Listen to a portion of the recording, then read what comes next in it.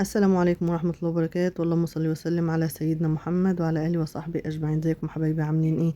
طبعا استكمالا للفيديو السابق بتاع المكرونة. انا قلت لكم انا هقسم الفيديو على مرحلتين عشان ما يبقاش طويل عليكم وكده. عملنا المكرونة بنص الخلطة بتاعة السجق، وبالنص التاني هنعمل بيه صينية الجلاش اللي انتوا شفتوها في اول الفيديو دي. انا جبت لفة جلاش حوالي نص كيلو. هدهن كده بين كل طبقة وطبقة بالزبدة او بالسمنة او بالمادة الدهنية اللي عندكم يعني.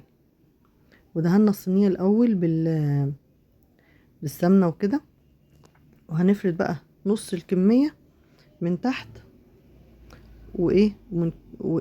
وهنحط نص الكمية التاني من فوق على الحشوة. انا فردت حشوة السجق كده في النص بالشكل اللي انتوا شايفينه ده، وهفرد بقى بقية كمية الجلاش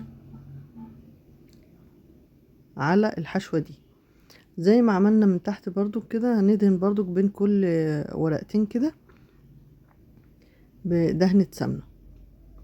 هنخلص بقى الكمية كلها ونرجع بقى ايه نشوف عملنا ايه. اهو بالشكل ده، سهلة وبسيطة جدا وما فيهاش اي مجهود يعني.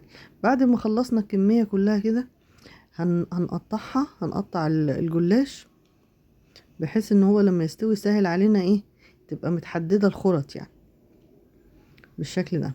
هدهن بقى الوش من فوق بدهنة سمنة برضو كده خفيفة عشان برضو ما يبقاش تقيل. وبعد كده بعد ما اخلص دهني كده هجيب كوباية من اللبن، هحط عليها بهارات، ملح وفلفل اسود وكمون وكزبرة ناشفة، واحط ربع معلقة من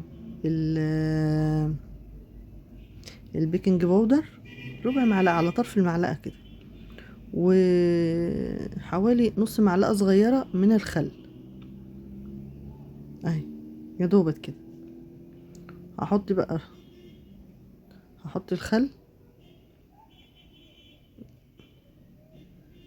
بس كده، هي نزل كتير في المعلقة فانا مرضيش ازود الخل.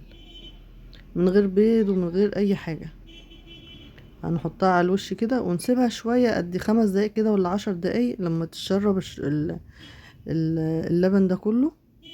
وبعد كده نزقها في الفرن تقعد حوالي ربع ساعة، من ربع ساعة لنص ساعة لحد ما يحمر كده ناشف ومقرمش من بره يا جماعة وطري جدا من جوه يعني، جميل جدا بالشكل الحلو ده. وبألف هنا وشفا يا رب، بألف هنا وشفا ومع السلامة.